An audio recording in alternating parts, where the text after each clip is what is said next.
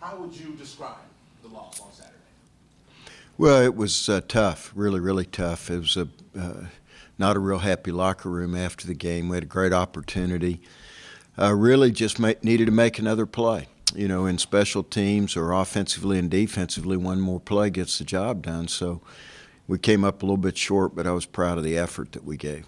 Yeah, Brandon talked about how you told them how proud you were, of that effort. Can you speak a little bit more about that as far as, the effort that they've given all year and how that effort against Miami can compare?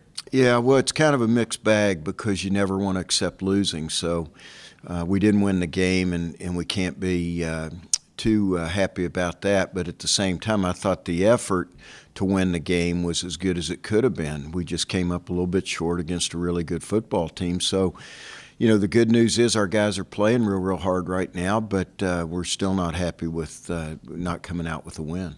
What do you take from that game for the final third of the season here? Well, I think the message for the players is that if we play hard, we'll have a chance, but there are no guarantees. And when you get against all the teams we play, everybody we play is a good football team. There's nobody that doesn't have good players that's not well coached. So when you get in opportunities or get in games where you have opportunities to win, the only way you do that is to make plays. You can't just hope it's going to happen. You got to go make plays. Your offense just was really, really clicking, especially in that first half, that first drive especially. Can you just talk about their performance and what's clicking for them right now? Well, I think, we're playing pretty well together. I think we've really done a pretty good job of, just trying to find ways to make first downs and score points. And, our guys haven't been real ego-driven. Our guys kind of share the responsibilities out there. And Tanner's done a better job distributing the football. He's made a few mistakes against Miami, but you're going to do that, as all of our players do. But I think overall, our guys are just playing hard right now, and we're not playing great all the time, but we're doing some good things, and we need to build on that because we're going to have to do some really good things here in these next 4 games, and certainly up at Syracuse to have a chance to win. How good does it feel for you to have other players besides Mike stepping up the way they did in that Miami game moving forward? Well, that's critical. We talked earlier, there's no way that we could have had a chance against Miami if it was just a Mike Campanaro show. So I think having other players step up was not only key against Miami, but will be key the rest of the season.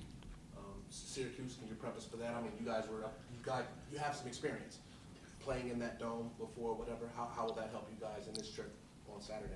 Well, everywhere we go, it's tough to play on the road. I mean, all the teams we play against have good support. They're tough venues. And you really have to stay focused to win on the road. And hopefully Miami was a step in the right direction as far as our intensity level. I didn't feel like we had that at Boston College. We certainly didn't have it at Clemson. I thought we picked it up at Army. But no matter how good a football team you are, and we know every team we play in this league's a tough team, but playing on the road compounds all your problems. Is there anything specific that you're telling the players who haven't been to the Carrier Dome before, what to expect, what to be prepared for? Well, what we try to do more than anything, JB, is let the kids know that it's a 100-yard field. It's the same everywhere. The field's the same everywhere. And you really have to have that mentality. You've really kind of got to try to block out all the surrounding stuff. And in this case, that we're actually playing inside, that doesn't matter nearly as much as doing your job. Does that benefit, though, maybe the offense or whatever, Tanner playing inside of a dome, not having the weather elements have a factor? Well, it probably affects coaches more. As a coach, you don't have to worry about the elements. You know what you're going to get.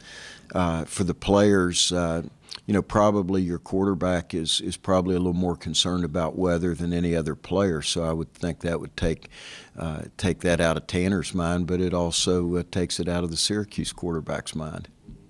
Syracuse offense, I think it was Brandon, you kind of compared them to the Boston College offense, kind of like a power in your face type of offense or whatever, running game. Can you speak on their offense and what you guys have to be prepared for? Yeah, I think they've got a philosophy that they want to run the football, and I think that's a great philosophy to have. Boston College gave us problems. Miami gave us problems.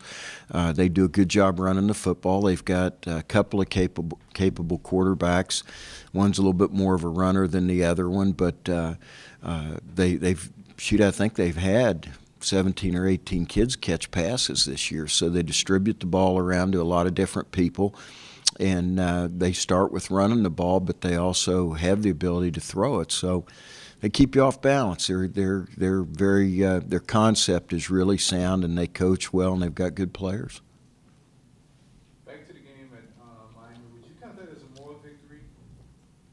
No, I don't think so. I think we're beyond that with these guys now, especially with our seniors. Our guys are playing to win, and we played the game to win, and it's obviously not a moral victory. I think for us, knowing that we played hard is something good, is something we can carry forward. But I think there's still a feeling we didn't make enough plays to win the game, and that's the most important thing. I think we've got to feel good about the effort, but not feel good about the loss.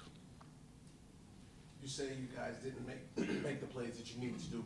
Did it really come down to that fourth quarter when Miami had those two drives towards the end? Because before that, you guys are stuffing them, except for that drive right before halftime. Did it come down to that fourth quarter and Miami wanting it more at that point? No, no, not at all. That had nothing to do with it. I don't think Miami's kids wanted it any more than our kids wanted it. I think the problem is when you play a really good team, you get opportunities throughout the four quarters to win the game, and we had some special teams. We missed a field goal. A couple special teams punts were not very good.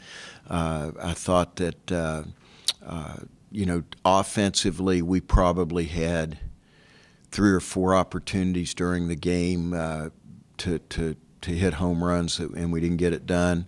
And I'm not talking about just touchdowns. I'm talking about first downs that would have extended the time, that would have shortened the game.